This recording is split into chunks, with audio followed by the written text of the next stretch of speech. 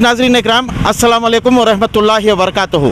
मैं अब्दुल अज़ीज़ दाग Nobel news channel में आपका इस्तकबाल करता हूँ। नाज़रीन इकराम, इस वक्त हम हैं शांति नगर के कब्रिस्तान में, जहाँ पर ज़मीर पाशा IAS रिटायर्ड ऑफिसर की तदफीन अमल में आ रही है। आइए देखते हैं इसकी एक तफसीली रिपोर्ट। ಆತ್ಮೀಯ ವೀಕ್ಷಕರೇ, ನಾನು ನಿಮ್ಮೆಲ್ಲರನ್ನು ನೋಬಲ್ ನ್ಯೂಸ್ ಚಾನೆಲಿಗೆ ಸ್ವಾಗತಿಸುತ್ತೇನೆ. ಮೃತ ವ್ಯಕ್ತಿಯ ರಿಚ್ಮಂಡ್ ಟೌನ್ದ ನಿವಾಸದಲ್ಲಿ ನಿವೃತ್ತ IAS ಅಧಿಕಾರಿ ಸೈಯದ್ ಜಮೀರ್ ಪಾಷಾ ಅವರ ನಿಧನಕ್ಕೆ ರಾಜಕೀಯ ಮುಖಂಡರು ಗೌರವ ಸಲ್ಲಿಸಿದರು.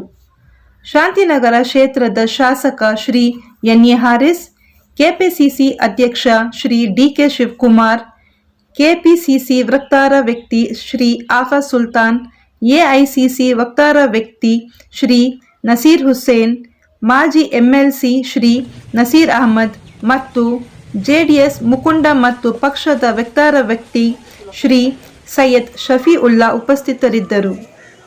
ಅಂತ್ಯಕ್ರಿಯೆಯಲ್ಲಿ ಶಾಂತಿನಗರ ಸ್ಮಶಾನವನ್ನು ತಲುಪಿದ ಬೃಹತ್ ಜನ ಸಮೂಹವು ಭಾಗವಹಿಸಿ ನಮಾಜೆ ಜನಾಜಾವನ್ನು ಅರ್ಪಿಸಿತು. ಇಂದು ಬೆಳಗ್ಗೆ 11:30ಕ್ಕೆ ಶವವನ್ನು ಸ್ಮಶಾನದಲ್ಲಿ ಇಡಲಾಯಿತು.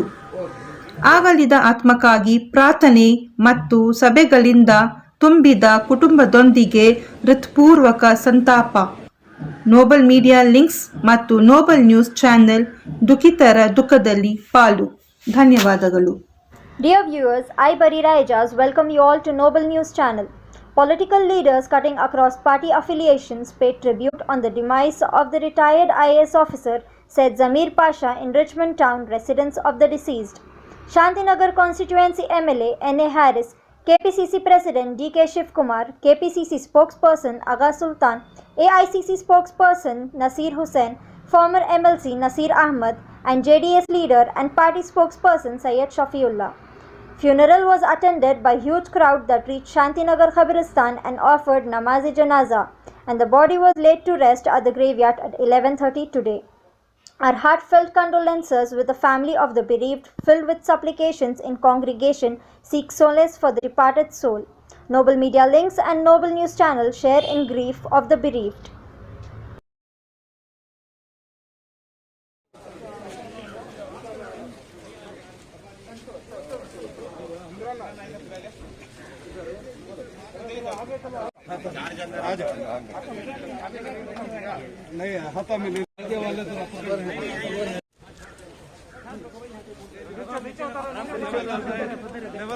हम लोगों के लिए बहुत ही अफसोस की बात है। हम लोग सब बहुत दुखी हैं कि सैयद ज़मीर पाशा साहब, हम लोग कोई भी ये सोचे नहीं थे कि उन्होंने इतना जल्दी हम लोगों के बीच से चले जाएंगे। परसों शाम में हालांकि मैं 1 घंटा उनके साथ में था, मुलाकात हुई थी। तबीयत बहुत ख़राब थी उनकी, लेकिन उम्र कोई बहुत ज़्यादा नहीं थी। 67-68 ईयर्स की उनकी उम्र थी। और जिस तरह की शख्सियत उनकी थी, जिस तरह से वो सारे लोगों से मिलते थे, जिस तरह से उनका जो एडमिनिस्ट्रेटिव एक्सपीरियंस लेके वो कम्युनिटी को कुछ काम करना चाहते थे और काम कर भी रहे थे। ख़ासकर एजुकेशन फील्ड में जिस तरह का काम वो कर रहे थे, और जिस तरह दूसरे रिटायर्ड और सर्विंग ऑफिसर्स को मोबिलाइज़ कर लेते थे, जिस तरह यंगस्टर्स में हिल घुल मिल जाते थे, और जिस तरह से हर तबके के लोगों के साथ बहुत आसानी से वो मिलजुल के कम्युनिटी के लिए जो है एक भलाई करना, कम्युनिटी के डेवलपमेंट के लिए, उनके प्रोग्रेस के लिए काम करने की जो कोशिश कर रहे थे, मुझे लगता है कि इनकी रिप्लेसमेंट हमारे लिए ढूंढना बहुत मुश्किल हो जाएगा। देखिए, पिछले 45 साल से, यूँ समझिए कि 50 सालों से मेरी और ज़मीर पाशा साहब की दोस्ती है। हम एक ही कॉलेज के स्टूडेंट्स हैं। वो अलमीन कॉलेज से फारिग हुए हैं, मैं भी अलमीन कॉलेज से फारिग हुआ हूँ। जब वो सेकेंड ईयर BSc में थे तो मैं फर्स्ट ईयर BA में था। जैसे हमारी तालीम जो है अलमीन कॉलेज में ख़त्म हुई और हम दोनों एक ही हॉस्टल में रहते थे, CMA हॉस्टल में। और जैसे मैं हॉस्टल में दाखिल हुआ, बॉर्डर्स एसोसिएशन का इलेक्शन था, हम दोनों एक ही साथ इलेक्शन लड़े थे। मैं प्रेसिडेंट बना, वो जनरल सेक्रेटरी रहे। तो इतनी दोस्ती हमारी हम एक ही काट पर सोया करते थे, एक ही ब्लैंकेट ओढ़ के सोया करते थे। जैसे मैं फाइनल बीए में गया तो वो जो है लॉ करने चले गए, लॉ कोर्स हुआ, ख़त्म हुआ और मुझे पुलिस में नौकरी मिल गई। उसके बाद में वो केस का एग्ज़ाम लिए थे।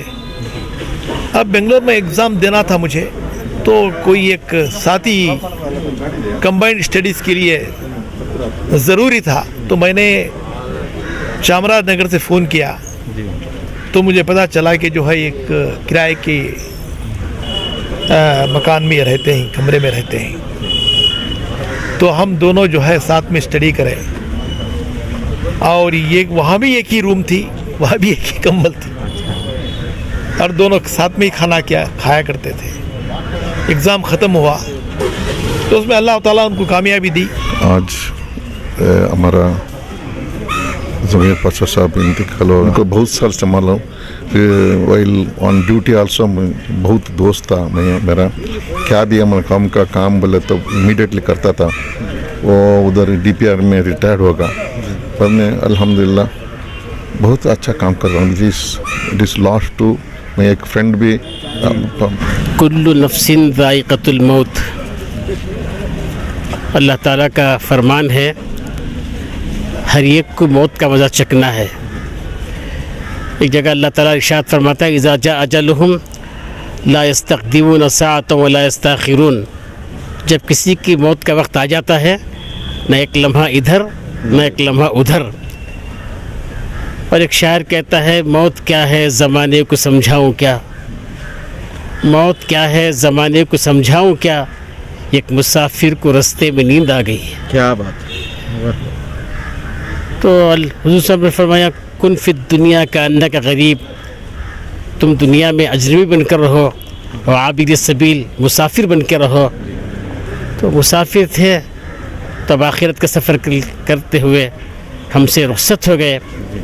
अल्हम्दुलिल्लाह ये हज़रात उलमाए किराम के बहुत कदरदान थे, और हज कमेटी में जब उनका इंचार्ज मिला था तो हमेशा हर दुआ में शरीक रहते थे और ऐलान करते थे मेरा नाम लेकर कि इनकी दुआओं में सारा मजमा रोता रहता है। इस तरह बहुत ये थे।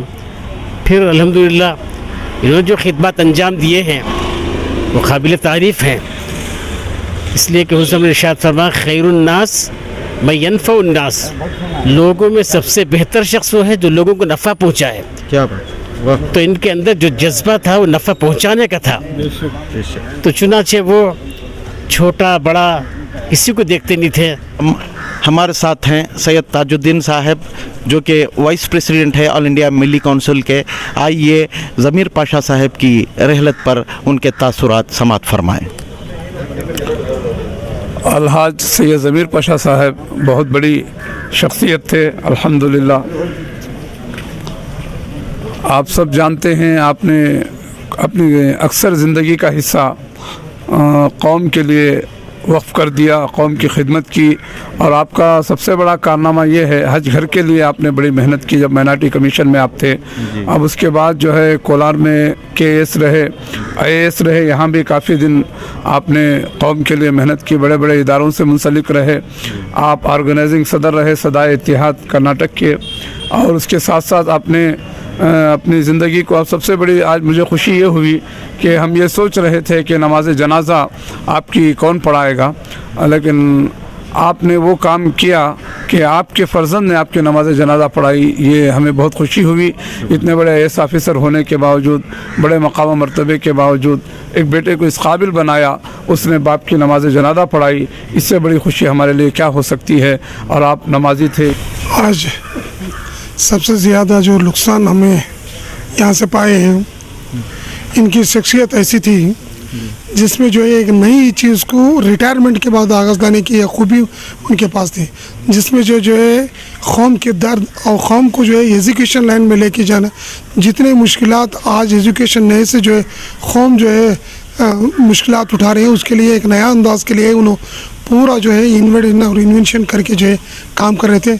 लिहाजा आज मैं उनकी इस वक्त में जो दुआ करता हूँ, अल्लाह ताला उनको जो है जन्नत में आला से आला मुकाम अता फरमाए।